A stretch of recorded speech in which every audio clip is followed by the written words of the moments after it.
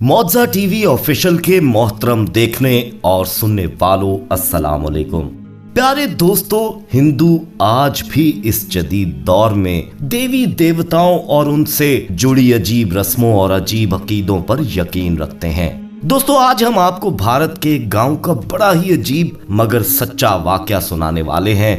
भारत के एक गांव में मौजूद ऐसा मंदिर जहां हिंदुओं का मानना था कि 300 सालों से भी ज्यादा जिंदगी गुजारने वाली एक नागिन मुर्दों को जिंदा कर देती है। इसी बात को साबित करने के लिए जब वहां मुसलमान की मैयत ले जाई गई तो ऐसा मौजज़ा हुआ कि हिंदू भी मुसलमान होने पर मजबूर हो गए। दोस्तों, ये वाकया देखकर और सुनकर आप भी बेसाख्ता सुभान अल्लाह पुकार उठेंगे और अपने मुसलमान होने पर फख्र करेंगे। इसलिए वीडियो में हमारे साथ आखिर तक जुड़े रहिएगा और आगे बढ़ने से पहले कंफर्म जरूर कर लें कि आपने हमारा चैनल मौजा टीवी ऑफिशियल सब्सक्राइब कर रखा है। नहीं किया तो फौरी सब्सक्राइब करते हुए बेल आइकन को क्लिक कर दीजिए ताकि हमारी आने वाली मजीद वीडियोस का नोटिफिकेशन बर वक्त आपको मौसूल होता रहे। तो आइए आगाज करते हैं आज की इस अजीब वीडियो का। मोहतरम दोस्तों, भारत में बिहार का एक ऐसा गांव है जहां एक नागिन को देवी मानकर पूजा की जाती थी। बिहार के बख्तियारपुर के करीब तकरीबन 25 किलोमीटर एक जंगल के पास नागिन का एक अनोखा मंदिर है। इस नागिन के बारे में मशहूर था कि 300 साल से भी ज्यादा की जिंदगी ये नागिन जी चुकी थी और इसमें इस कदर शक्ति आ चुकी थी कि मुर्दों में जान डाल देती थी। गांव वालों का ये कवी अकीदा था कि जिसकी पूजा से ये इच्छाधारी नागिन खुश हो गई तो बस उसके समझो दिन ही फिर गए, उसकी जिंदगी में खुशी आ जाती थी। इसी गांव में एक बहुत पुराना घराना था जो इस नागिन से मंसूब करिश्मे और कहानियां नस्ल दर नस्ल लोगों को सुनाता आया था और नस्ल दर नस्ल इस घराने के मर्द नागिन के मंदिर के पुजारी रहे थे और इस मंदिर की देखभाल करते थे। वो ये कहानी सुनाया करते थे कि सालों पहले हमारे खानदान से एक बहन भाई जो यतीम हो गए थे। बहन 16 साल की और उसका भाई 14 साल का था। माँ बाप के मरने के बाद भाई कहीं मेहनत मजदूरी करने लगा।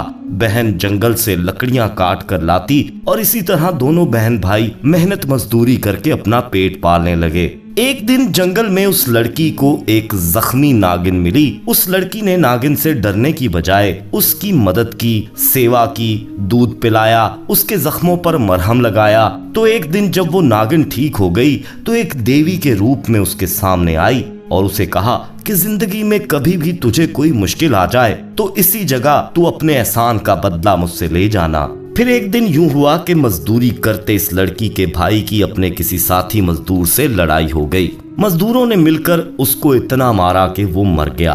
किसी ने बहन को बताया कि तुम्हारे भाई की लाश लहूलुहान जंगल के पास पड़ी है। बहन ने जब देखा कि मेरा भाई तो मर चुका है, वो लोगों की मदद से उसे उठाकर जंगल में उसी जगह आ गई जहां नागिन ने उसे बोला था कि जब मुश्किल पड़े तो अपने एहसान का बदला मुझसे ले जाना। कहते हैं उस लड़की ने नागिन को पुकारा कि मेरा इकलौता सहारा लोगों ने मुझसे छीन लिया है, मेरी मदद कर। कहते हैं दोस्तों के नागिन नमूदार हुई और देवी के रूप में आकर बोली कि तुम्हारा भाई सही सलामत सो रहा है, इसे जगाओ और अपने घर ले जाओ। उसने भाई को जगाया तो वो गहरी नींद से बेदार हो गया। बस इसी वाक़े के बाद गांव वालों ने वहां नागिन का मंदिर बना दिया और उसकी पूजा करने लगे। इर्द गिर्द कई गांव वालों को भी इस वाक़े की खबर मिली तो लोग दूर दराज से आकर मंदिर में नागिन की पूजा करने लगे। सैकड़ों सालों से ऐसे कई करिश्मे नागिन से मंसूब हो चुके थे और लोग मानते थे कि वाकई ये नागिन मरे हुए लोगों को जिंदा कर देती है। दोस्तों, सालों से वो मंदिर इसी बात से वहां मशहूर था। फिर दोस्तों, यूं हुआ कि एक दिन अल्लाह के एक नेक बुजुर्ग का उस गांव के करीब गुजर हुआ तो उन्होंने वहां गांव में एक मस्जिद आबाद की। तब मुसलमानों की तादाद बहुत कम थी, ये कह लें कि गिनती के चंद मुसलमान वहां आबाद थे। मस्जिद आबाद हुई तो हिंदुओं ने एतराजात शुरू कर दिए, मुसलमानों को धमकाना शुरू कर दिया। नागिन के अजाब से, उसकी नाराजगी से मुसलमानों को डराते। एक दिन उन मुसलमानों में से एक शख्स का इंतकाल हो गया। उस मंदिर का पुजारी और गांव के लोग सब इकट्ठे होकर मजाक उड़ाने लगे कि तुम लोग जिस अल्लाह की इबादत करते हो, क्या वो नाउजुबिल्लाह इतनी ताकत भी नहीं रखता कि तुम्हारे इस मरे हुए भाई में जान डाल सके। मुसलमान चुप करके उन हिंदुओं की बातें सुनते जा रहे थे। पुजारी कहने लगा कि नाउज़ुबिल्लाह, तुम्हारे खुदा से हमारी देवी नागिन ताकतवर है जो हमारे मुर्दों को जिंदा कर देती है। इस बात पर तब अचानक वो अल्लाह के नेक बुजुर्ग उठकर आगे आए और पुजारी से बोले कि अच्छा, वाकई तुम्हारी एक नागिन मुर्दों को जिंदा कर देती है, तो चलो अगर उसने हमारे मुर्दे को भी जिंदा कर दिया तो हम तुम्हारे मजहब में शामिल हो जाएंगे। पुजारी ने भी नागिन के करिश्मे बस सुन ही रखे थे, कभी देखे नहीं थे। वो बुजुर्ग की ये बात सुनकर थोड़ा सोच में पड़ गया। बुजुर्ग बोले, अब सोच क्या रहे हो? क्या अपनी नागिन पर शक है तुम्हें? पुजारी बोला, हरगिज नहीं, चलो उठाओ अपनी मैयत और चलो हमारे साथ हमारे मंदिर। दोस्तों, जब लोग मैयत उठाने लगे तो बुजुर्ग बोले, मगर मेरी एक और शर्त भी है। पुजारी ने कहा, वो क्या? वो ये कि अगर तुम्हारी नागिन देवी मुर्दे को जिंदा न कर सकी और अगर खुद जलकर भस्म हो गई तो क्या तुम लोग ईमान ले आओगे? पुजारी झट से बोला, ऐसा मुमकिन ही नहीं कि हमारी नागिन ऐसा न कर सके, मगर अगर तुम जो कह रहे हो कि अगर वाकई ऐसा हुआ तो ठीक है, हम भी अपना मजहब छोड़कर तुम्हारे खुदा पर ईमान ले आएंगे। दोस्तों, मुसलमानों और पुजारी के बीच इस चैलेंज की खबर जंगल की आग की तरह हर तरफ गांव में और इर्द गिर्द के गांव में भी फैल गई। लोगों की एक कसीर तादाद उस मंदिर के गिर्द इकट्ठी हो गई। मुसलमान मैयत उठाकर मंदिर के सामने ले आए, जहां एक नागिन की मूर्ति तराशी हुई रखी थी और जिसकी लोग पूजा करते थे। हिंदू पुजारी कुछ परेशान भी था, मगर अब वो वापस तो पलट नहीं सकता था। मजमा इकट्ठा हो चुका था, अब उसका वापस पलटना अपनी बात से हिंदुओं के धर्म पर ही सवाल बन सकता था। खैर, उसने देवी नागिन के आगे अपनी पूजा पाठ शुरू कर दी और नागिन को ललकारने लगा कि नागिन, आज इस मुसले में जान डालकर दिखा दे कि हम तेरी पूजा किस लिए करते हैं, हम तुझे क्यों मानते हैं। लोग दोस्तों इंतजार में थे कि अभी मुर्दा जिंदा हो जाएगा, मगर काफी वक्त बीत गया। ना मुर्दे में हरकत हुई और ना ही नागिन अपनी जगह से हिली। वो बुजुर्ग आराम से वहां बैठे ये तमाशा देख रहे थे और मुस्कुरा रहे थे।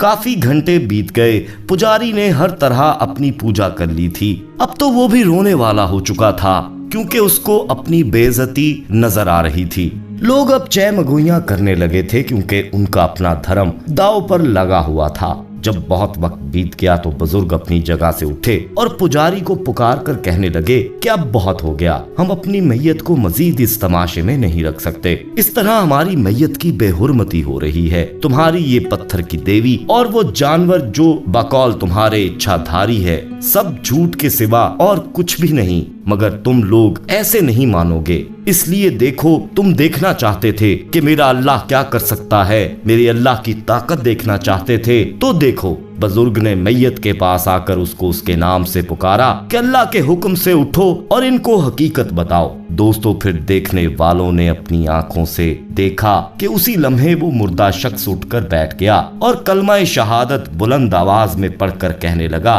कि बेशक जिंदगी और मौत मेरे अल्लाह के हाथ में है। कायनात में किसी इंसान, किसी जानवर, किसी और मखलूक, हत्ता के फरिश्तों के पास भी किसी मुर्दे में जान डालने की अल्लाह ने ताकत नहीं रखी। मौत का फरिश्ता है, मगर जान डालने का कोई फरिश्ता नहीं है, क्योंकि जान डालना, जिंदगी देना सिर्फ मेरे अल्लाह ने अपने हाथ में रखा है। मैं उसी के हुक्म से तुम लोगों को ये सच बता रहा हूँ और अपनी अगली मंजिल को दिल से कबूल करता हूँ। इसके बाद उस शख्स ने फिर कलमा पढ़ा और शहादत दी कि बेशक अल्लाह एक है और उसके सिवा कोई माबूद नहीं और आप सल्लल्लाहु अलैहि वसल्लम उसके बंदे और उसके रसूल हैं। कलमा पढ़ते ही वो शख्स दोबारा बेजान हो गया। सब ये मंजर दोस्तों सकते की सी कैफियत में देखते रह गए। फिर वो बुजुर्ग पुजारी से मुखातिब हुए कि हाँ, अब क्या कहते हो। वो पुजारी तो चुप खड़ा था, मगर दूसरे लोग आगे बढ़ाए और कहने लगे कि आज तक हमने नागिन की झूठी अनदेखी कहानियों पर यकीन किया है। अब अगर आंखों से देखकर और कानों से सुनकर भी ईमान न लाए तो हमसे बड़ा पागल और नादान कौन होगा। हम ईमान लाते हैं कि वाकई अल्लाह एक है। दोस्तों, फिजा कलमा शहादत से गूंजने लगी और उस गांव में यूं कुफर का खात्मा हुआ। बेशक अल्लाह एक है और उसका कोई शरीक ना था, ना है, ना ही होगा। और बेशक आप सल्लल्लाहु अलैहि वसल्लम अल्लाह के आखिरी नबी और रसूल हैं। और बेशक अल्लाह ही जिंदगी और मौत पर कादिर है और बेशक आज तक मुर्दे में कोई जान नहीं डाल सका।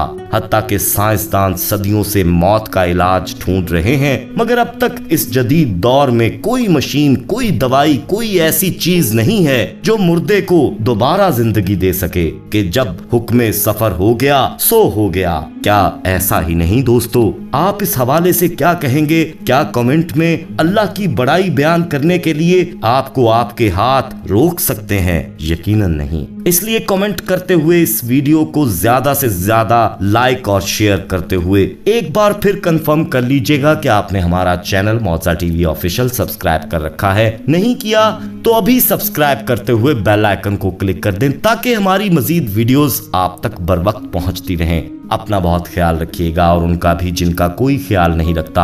आने वाली वीडियो में दोस्तों दोबारा आपसे मुलाकात होगी। तब तक के लिए अल्लाह निगहबान।